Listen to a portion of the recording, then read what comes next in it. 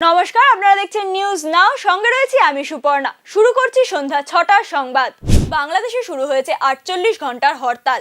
আসন্ন নির্বাচন বাতিলের দাবিতেই এই বন্ধ ডেকেছে বিএনপি।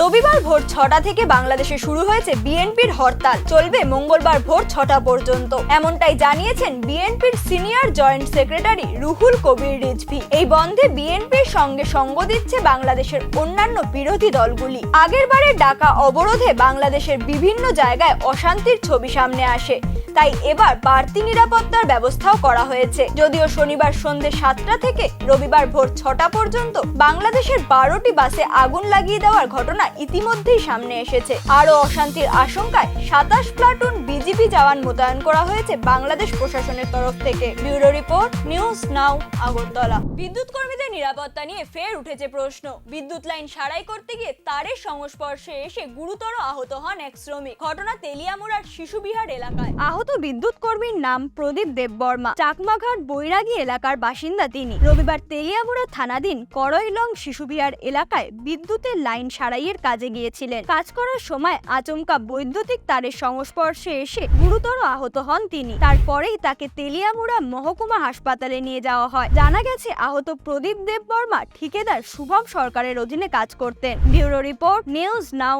আগরতলা। কারেন্টে কোন জায়গাতে? করইলংয়ে। একই মানে কারেন্টের কাজ করে নাকি? কি নাম ওর? প্রদীপ। হ্যাঁ, প্রদীপ দেববর্মা। প্রদীপ দেববর্মা। কোন জায়গায় বাড়ি? ব্রেকডেবা। হ্যাঁ, ব্রেকডেবা চাকমাঘাট। আচ্ছা। এরপরে এখন নিয়ে এসো নাকি হাসপাতালে? হ্যাঁ, হাসপাতালে নিয়ে এসো। কার লগে? শুভম। শুভম কি? শুভম সরকার। শুভম সরকারের সঙ্গে নাকি? স্বাভিমানের জন্য প্রাইড র্যালি সমপ্রেমীদের। রবিবার শহরের নানা রাস্তা পরিক্রমণ করেন একাধিক সমপ্রেমী। গত মাসে সুপ্রিম কোর্টে দাখিল হওয়া একটি জনস্বার্থ মামলার রায় প্রধান বিচারপতি সমকামী বিবাহকে আইনি স্বীকৃতি দেননি, তবে বিষয়টিকে স্বাভাবিক বলেই তুলে ধরেন তিনি। রবিবার স্বাভিমান সামাজিক সংস্থার তরফ থেকে একটি প্রাইড র্যালি করা হয়। র্যালিতে যোগদান করেন একাধিক এলজিবিটিকিউ সম্প্রদায়ভুক্ত মানুষ। এলজিবিটিকিউ সম্পর্কে সচেতনতা এবং নিজেদের অধিকারের দাবিতে এদিন পথে নামেন তারা। এ প্রসঙ্গে স্বাভিমান সামাজিক সংস্থার প্রেসিডেন্ট স্নেহা গুপ্ত রায় বলেন। Bureau report, news now, Agartala. आज हम सेलिब्रेट कर रहे हैं प्राइड को, क्योंकि हर साल प्राइड होगा यहाँ पर। पिछले साल शुरू किया था जो प्राइड, तो इस बार भी हम रख रहे हैं प्राइड। प्राइड है कि आप एक इंसान हैं और आपको अपने पसंद के हिसाब से जीने का हक है। आप कैसे जीना पसंद करते हैं, कैसे अपनी अभिव्यक्तियों को बाहर लाना पसंद करते हैं, आप अभिव्यक्त करते हैं खुद को, तो इसके ऊपर ही प्राइड है। प्राइड है अपने गौरव की गाथा, एक जर्नी कि आप अपने लाइफ को एक डिग्निटी के साथ कैसे करके आगे ले जा रहे हैं, अपने अस्तित्व की रक्षा कर रहे हैं और दूसरों को भी सीख दे रहे हैं। क्योंकि समाज में हम लोग कोई एक्स्ट्रा ऐसा सीख नहीं देते कि ये असामाजिक है या कोई क्राइम है, ऐसा तो है नहीं। ये हमें भी जीने का हक है, सबको जीने का हक है अपने अपनी तरीके से।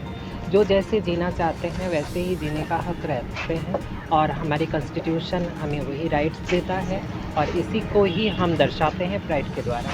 क्या सभी समझें, समाज में बहुत जागृति की आवश्यकता है, समाज बहुत पिछड़ा हुआ है अभी भी। শুরু হয়েছে 22 গজের মহাকরণ। নরেন্দ্র মোদী স্টেডিয়ামে উঠেছে নীল সমুদ্রের ঢেউ। আহমেদাবাদ থেকে আগরতলা, পাড়ায় পাড়ায় উচ্ছ্বাস ক্রিকেট প্রেমীদের। আহমেদাবাদের নরেন্দ্র মোদী স্টেডিয়ামে অস্ট্রেলিয়ার বিরুদ্ধে ভারত নেমেছে 20 বছর আগের প্রতিশোধ নিতে। বিশ্বকাপ ফাইনালে সাক্ষী থাকতে স্টেডিয়ামে নেমেছে জনঢল। তবে আহমেদাবাদ হোক বা আগরতলা, কোনো অংশে উত্তেজনার কমতি নেই ক্রিকেট প্রেমীদের মধ্যে। শহরের অলিতে গলিতে দল বেঁধে স্ক্রিনের সামনে বসে গেছেন ক্রিকেট ভক্তরা। ভারতের জয়ের আশায় গলা মেলাচ্ছেন একসাথে। Bureau report, news now, Agartala. এখনকার মতো সংবাদ এই পর্যন্তই। পরবর্তী আপডেটসের জন্য চোখ রাখুন নিউজ নাও এর পর্দায়।